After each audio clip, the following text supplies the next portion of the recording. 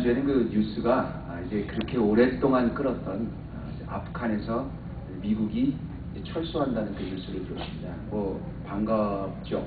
전쟁을 이제 끝쳐서 끝난다는 거죠. 그런데 여러분 이제 지난 한 세기 아니고요, 데케이드 동안에는 참 그 걸프전을 비롯해서 그 중동의 그 전쟁 때문에 굉장히 골머리를 많이 앓았고 전 세계적인 그 문제에 걸렸었는데요.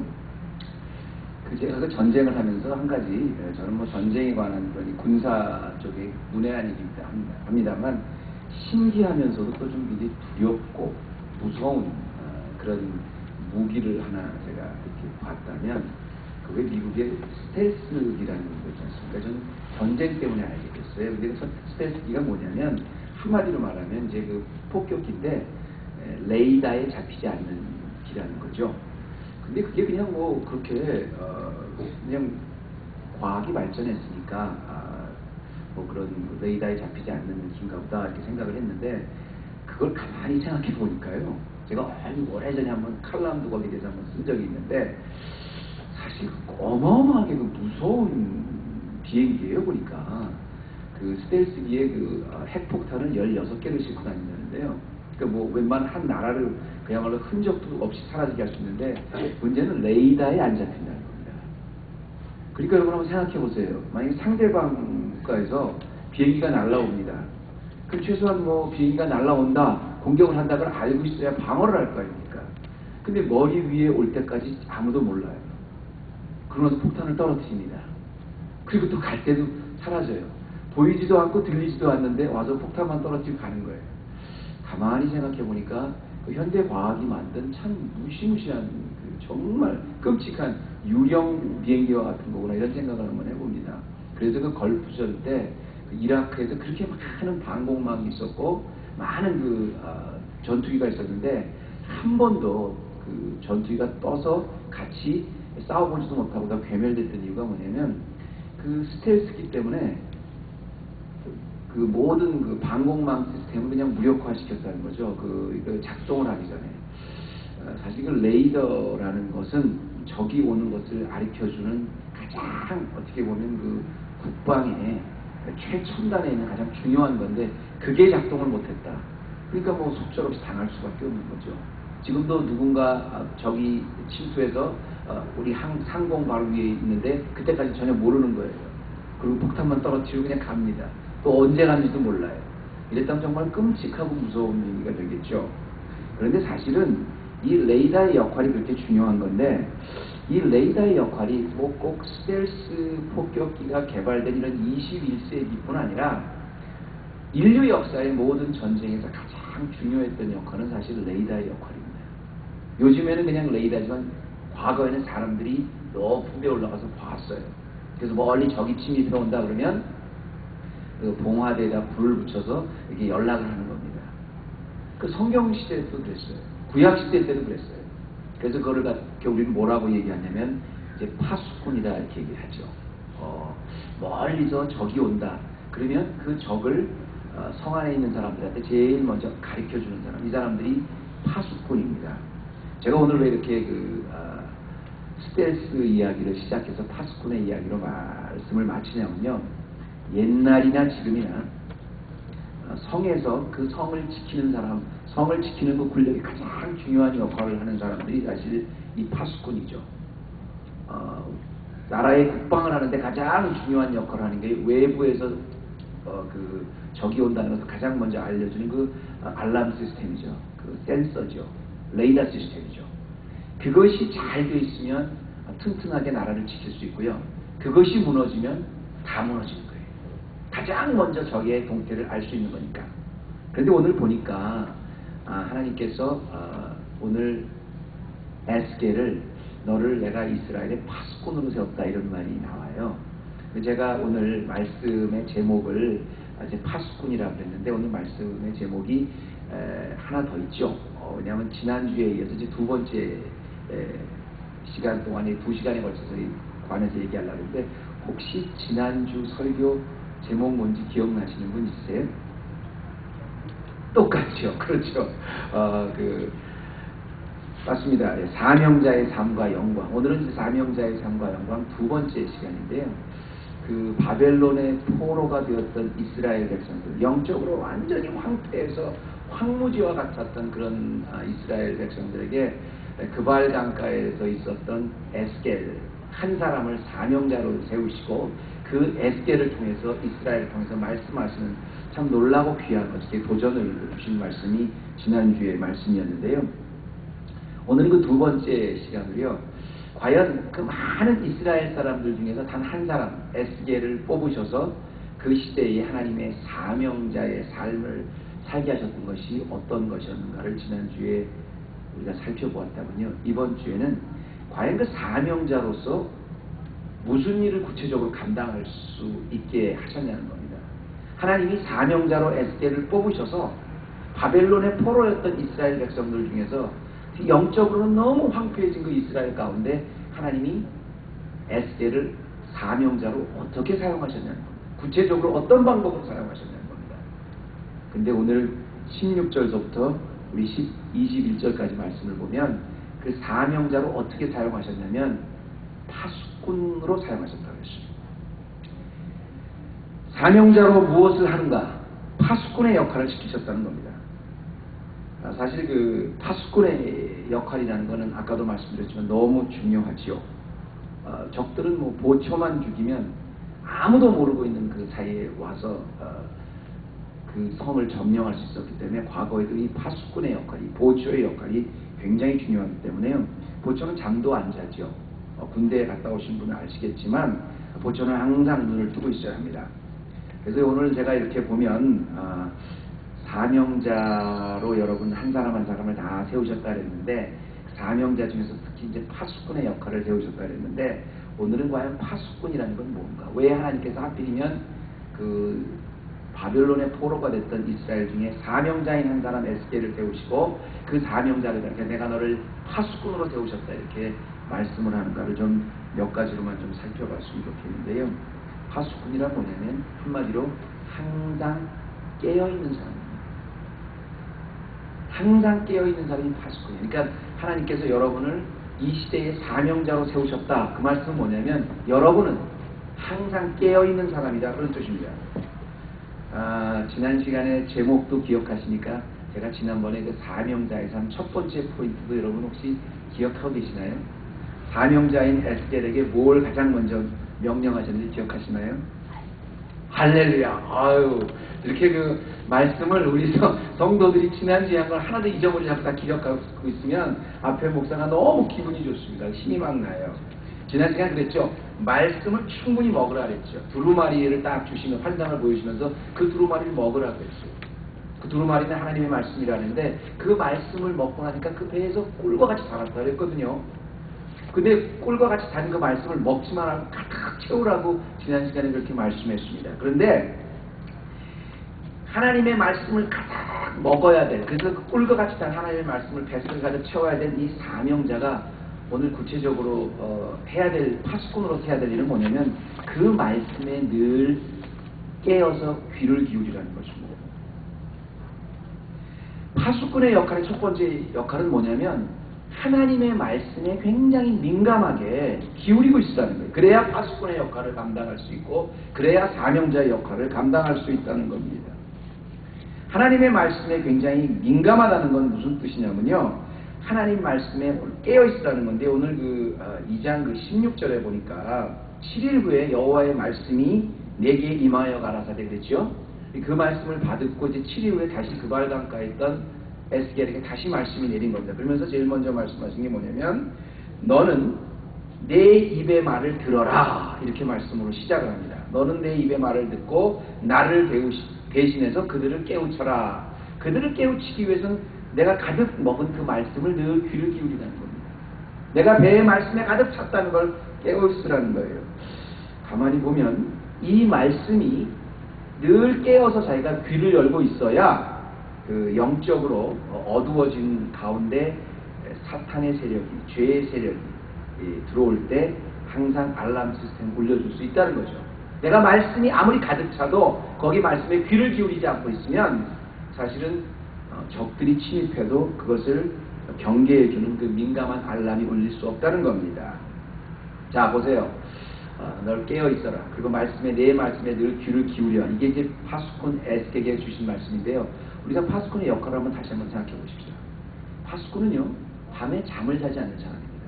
다른 사람 다 자는데 나도 자는 시간이니까 잔다 그러면 그 파수꾼 역할을 못하죠. 파수꾼은 밤새도록 주시를 하는데요, 어떠한 소리에도 굉장히 민감하게 반응하는 사람입니다. 다른 사람은 다 자서 모른다고 할지라도 파수꾼만큼은 깨어서 무슨 일이 일어난가 해서 귀를 기울이고 눈을 주목해야 되는 사람이 파수꾼이에요. 예를 들어서 부시럭 소리가 난다. 주목해 봐야 돼요. 또 멀리 산 사람이 걸어온다. 단 한 사람이라고 해도 저 사람이 누구일까 봐야 돼요. 남들은 다 자고 있어도 그 사람 봐야 된다는 말인데 이게 파수꾼이에요. 그런데 영적인 파수꾼으로 세운 에스겔에게, 오늘 이 시대의 파수꾼으로 세운 여러분에게, 사명자들에게 하나님이 도전 주시는 건 뭐냐면 이 영적으로 어두운 세상에 말씀으로 깨어있으라는 거예요. 저는 이런 생각을 해봐요. 하나님께서 우리에게 말씀을 주셨다는 것은 우리 마음에 죄가 들어오는 것에 대한 센서를 주셨다고 봐요. 뭐냐면 우리가 사실 가만히 보면 여러분들 대화들 참 잘하시잖아요. 근데 우리가 왜 사탄에게 무너지냐면 보면 말씀들 참 잘하세요. 그런데 우리가 말을 듣고 또 우리의 말을 하고 그러는데 가만히 보면 우리가 굉장히 우리 자신에 대해서는 민감합니다. 말을 하다가 누가 나를 칭찬한다. 그럼 굉장히 기분이 좋아져요. 우쭐해져요. 근데 대화를 하는 도중에 누가 은근히 나를 무시하는 것 같다. 그럼 갑자기 기분이 막 상해요. 우리가 그만큼 민감해서 그래요. 그런데 문제는 정말로 우리가 민감해야 될 것은 누가 말하는데 나에게 누가 나를 무시한다, 누가 나를 기분 상하게 한다, 누가 나를 한다에 대해서 민감한 게 아니라 정말 하나님이 나에게 뭐라고 하시는가에 대해서 민감해야 된다는 거예요. 그래야 이 시대의 소명자로 살 수 있고 이 시대의 파수꾼으로 살 수 있다는 것입니다. 제가 지난번에 우리 사도행전을 다 마쳤을 때 제 마음이 참 뿌듯했어요. 왜냐하면 우리 이렇게 우찬리 개척교회에서 그래도 장장 1년에 걸쳐서 사도행전을 다 마쳤을 때 또 뭐 우리 교회뿐 아니라 또 다른 교회 분들도 많이 이렇게 오셨기 때문에 근데 이걸 잘 끝낼 수 있었다는 것을 자랑스러웠다는 게 아니라 그 1년 동안에 이제 사도행전 강의를 쫙 다 마치고 나니까 우리 앞에 지금 계신 집사님이 그러시더라고요. 한마디씩 우리 사도행전 끝나고 나서 우리 소감을 한마디씩 하시오 그랬더니 내가 뭐 사도행전을 이제 뭐 알게 됐습니다. 뭐 내가 개근을 했습니다. 이런 게 아니라 사도행전을 하기 전에 몰랐는데 1년 동안 제가 계속 이 강의를 들으면서 이제 말씀이 과거에는 제가 완전히 세상적인 가치에서 굉장히 민감했었는데 이게 이렇구나. 내가 비록 따라하지는 못해도 하나님은 이걸 원하시는구나. 그런 말씀에 대해서 굉장히 민감해졌다는 그런 제가 소리를 듣고 얼마나 감사했는지 몰라요. 바로 그거예요. 여러분 두루마리를 먹어라. 그 먹는 그 순간 우리는 소명자로 살 수 있는 기초가 되고요. 우리가 어려움 당했을 때, 우리가 힘들 때, 우리가 참 우리의 마음이 무너질 때 하나님의 말씀에 귀를 기울여서 민감하게 반응할 때 우리는 파수꾼으로서의 역할을 할 수 있는 것입니다. 두 번째로 이 파수꾼의 역할은 뭐냐면 철저하게 공동체와 한 운명이라는 것입니다. 잘 들으십시오 여러분. 파수꾼은 철저하게 공동체와 한 운명이에요. 어떻게 보면 파수꾼은 가장 공동체와 다른 신분의 사람인 것 같이 보여요. 그런데 보기에는 가장 공동체와 상관이 없는 사람처럼 보이지만 가장 공동체와 하나가 되어 있는 사람이 파수꾼입니다. 그 이유는 왜 그러냐면요. 여러분 한번 생각해 보세요. 이제 파수꾼이 밤에 잠을 자지 않습니까? 밤에 잠을 자는데 갑자기 모두 다 잠을 자고 있을 때 파수꾼은 깨어 있는데 사실 깨어 있거나 저 성중에 있는 사람들이 뭐 깨어 있거나 뭐 또 잠을 자거나 아니면 또 그 안에서 싸움이 일어나거나 서로 간에 무슨 뭐 잔치를 하거나 전혀 상관없이 파수꾼은 그저 문 밖에를 바라보는 사람이에요. 얼핏 보면 성 안에 있는 것과 아무런 상관이 없는 사람 같잖아요. 다른 종류의 사람 같잖아요. 그런데 중요한 것은 이 파수꾼의 모든 사람들이 다 자기가 하고 있는 일을 하고 있을 때도 여전히 성 밖을 주시하는 이 파수꾼이 말해주는 한마디 때문에 이 성 안에 있는 사람이 살 수도 있고 죽을 수도 있는 게 그게 파수꾼이에요. 그래서 하나님께서 뭐라고 말씀하셨냐면 내가 너를 파수꾼으로 세웠도다 그렇게 하신 그 말씀으로만 끝난 것이 아니라요. 하나님이 그 18절과 19절에 보면 이런 말씀을 합니다.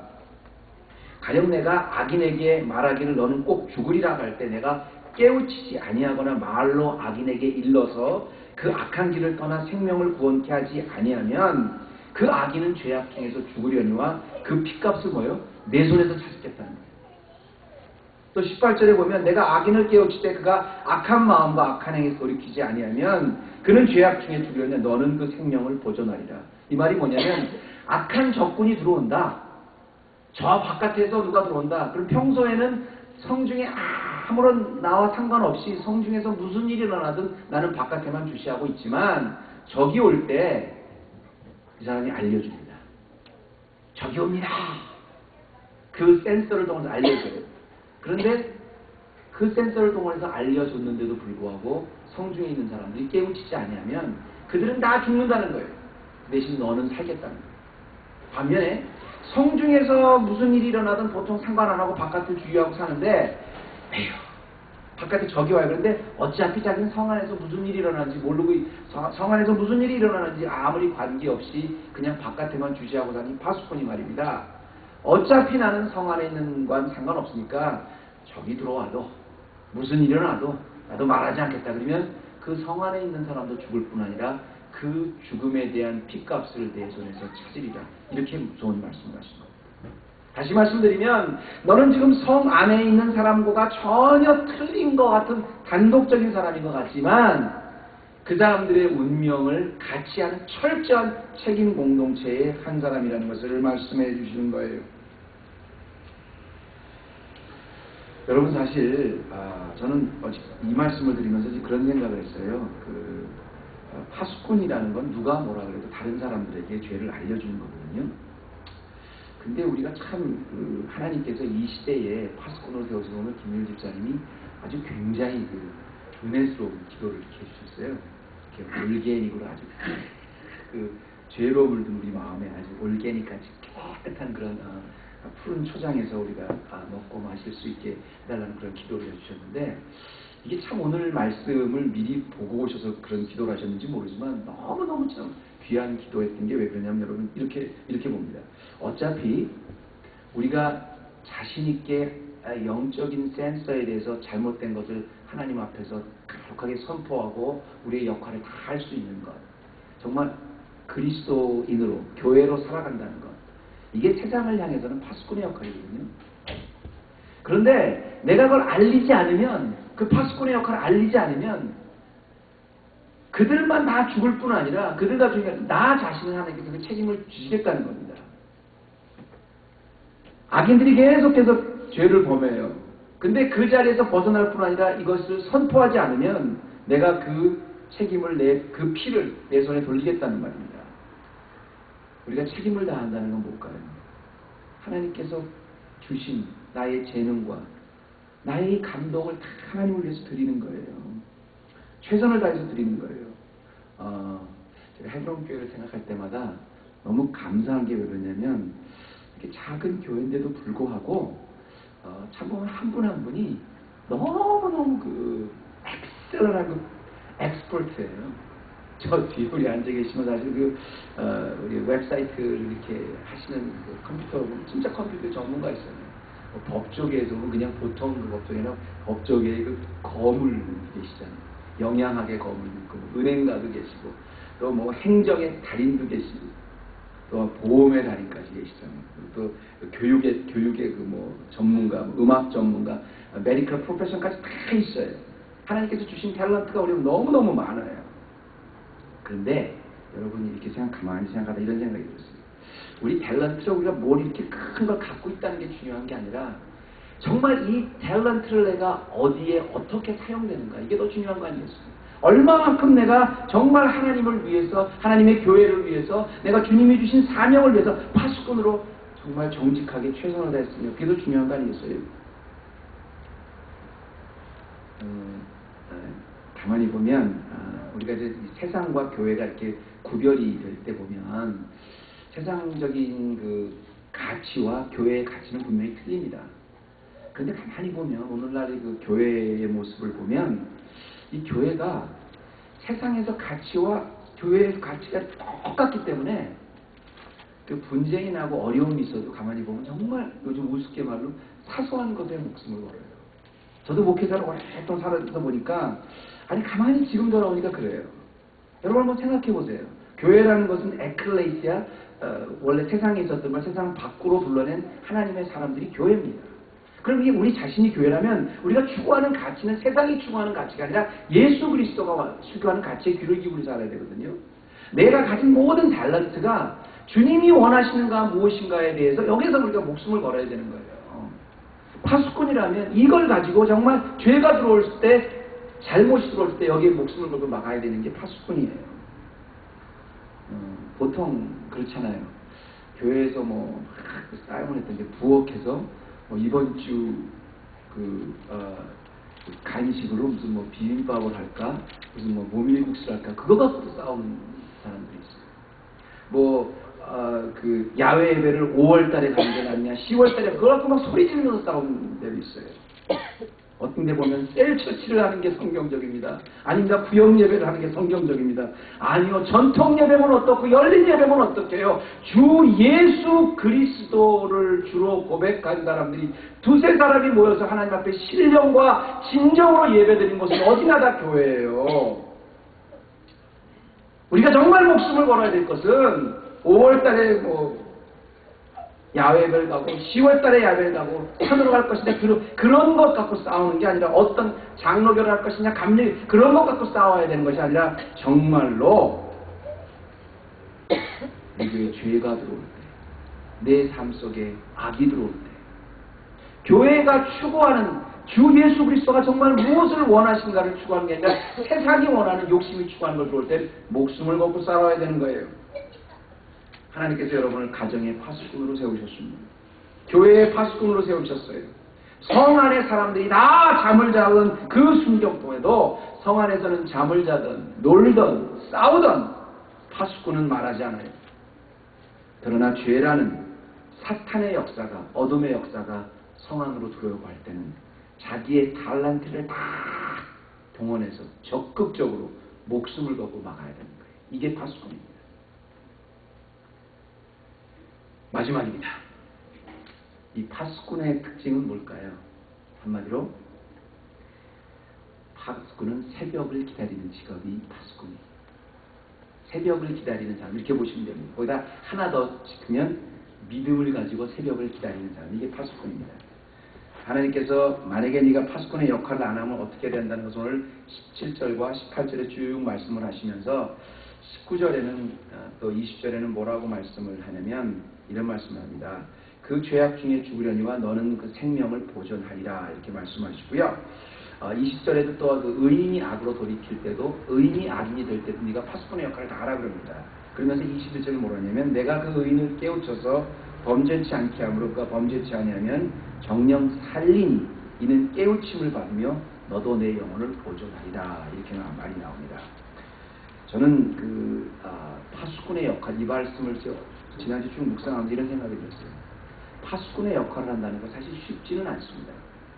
그런데 파수꾼의 역할은 뭐냐면 하나님 앞에 명령을 받아서 성 안에서 무슨 일이 일어났든지, 성 안에서 무슨 일이 일어나든 상관없이 자기만 바깥에서 계속 주시하다가 어떤 악의 세력이 들어온다, 어떤 적군이 들어온다 그러면 알려야 되는 게 파수꾼의 역할입니다. 그래 여기 보면 16절부터 20절까지 쭉 보면 하나님께서 알려라 알려라 알려라 알려라 이렇게 얘기를 하면서도 만약에 알리지 않으면 내가 내 책임을 물으라 하면서도 그 사람들이 알렸을 때 성 안에 있는 사람들이 받아들이고 안 받아들인 것에 대한 책임은 파수꾼에게 묻지 않았습니다. 너는 보존하리라. 항상 이렇게 말씀을 했었어요. 너도 내 영혼을 보존하리라. 이걸로 맞춰요. 왜 이랬을까? 상황에 흔들리지 않은 이 굳은 믿음을 가지고 너는 지키고 있다가 센서가 울리면 성 안에 있는 사람들에게 알려라. 이런 말씀을 합니다. 제가 이 말씀을 쭉 묵상하다 이런 생각이 들었어요. 파수꾼이 어떻게 그 파수꾼의 역할을 잘 감당할 수 있을까 보면 새벽이라는 큰 믿음을 가지고 서 있기 때문에 파수꾼을 감당할 수 있는 거예요. 자 보세요. 정말로 모든 직업 중에서 이 파수꾼의 직업처럼 외로운 직업은 없습니다. 다른 사람이 다 뭐 싸울 때, 놀 때, 잘 때 상관없이 혼자서 밖을 지키고 있는 거예요. 그리고 무슨 뭐가 들어온다면 얘기해주는 직업이 파수꾼이에요. 그런데 이 파수꾼은 친구도 없어요. 그냥 바깥에만 보고 계속 지키고 있는 겁니다. 다만 이 파수꾼에게는 믿음이 하나 있어요. 이 파수꾼이 언제 끝나냐면 새벽이 떠오를 때. 얼마나 파수꾼이 무섭겠어요. 새벽에 한밤중에 얼마나 하기 싫겠어요. 자기도 들어가서 막 같이 좀 놀고 먹고 뭐 같이 활동하고 싶을 거 아니에요. 그런데 파수꾼은 계속 바깥에만 주시하고 있어요. 언제까지? 새벽이 올 때까지. 중요한 것을 하나 발견해야 돼요. 여러분 여기서 우리가 이 파수꾼은 말입니다. 정말 보초를 쓰고 있다가 죽을 수도 있어요. 맞아요. 내가 이렇게 계속 보초만 쓰고 있다가 안에서 일어나고 있는 많은 것, 다 그 좋은 것, 나쁜 것, 싫은 것, 기쁜 것 다 성 안에 있는 것 나와 관계없을 수도 있어요. 맞습니다. 그리고 자기는 아무런 자기 자신이 내 안에서 영광을 못 받을 수 있어요. 맞아요. 그러나 파수꾼이 얼마나 어려운 직업이면 파수꾼이 얼마나 깊은 시름에 잠겨있든 상관없이 반드시 파수꾼이 존재하는 순간 새벽은 오고 있다는 겁니다. 그는 변치 않는 사실이에요. 역사가 지나가도 파수꾼이 지키는 어떤 성에 새벽이 안 오는 성은 없습니다. 단지 그 파수꾼이 성 안의 사람들에게 찬양을 받고 비난을 받고와 전혀 상관없이 항상 새벽은 온다는 믿음을 가지고 새벽을 바라보고 지켜있는 사람이 파수꾼들입니다. 그래서 파수꾼은 사실 가장 힘든 게 뭐냐면 파수꾼으로 이 시대의 사명을 받아서 살아간다는 중에 가장 힘든 건 뭐냐면 자기 자신과의 싸움과 시간과의 싸움이에요. 시간과의 싸움이 파수꾼에게는 힘들어요. 자기 자신과의 싸움이 힘들어요. 그런데 여기서 이기면 어차피 새벽은 하나님이 만들어 놓으신 자연의 법칙이기 때문에 와요. 파수꾼이라는 무턱대고 앉아서 그냥 기다리는 사람이 아닙니다. 내 영혼이 주를 갈망하나이다. 그 얘기는 뭐냐면 내가 비록 힘들고 어렵지만 아침은 반드시 온다는 것을 알고 기다리는 사람. 우리 과거에 민주운동을 하신 분 중에서 닭의 목을 비틀어도 새벽은 온다 그런 말을 아주 굉장히 하신 유명한 분이 있습니다. 근데 제가 가만히 좀 그 생각을 해보니까 지금 와서 그 말을 새겨보니까 그분이 아마 그 교회 장로님이라서 그런지 아마 이 에스겔서를 보다가 그런 지혜를 얻었나 그런 생각이 들어요. 그래요, 맞아요. 동서복음을 막론하고요. 어떤 경우에도 자연의 섭리를 소망을 두고 하는 직업에는 절대 실패가 없습니다.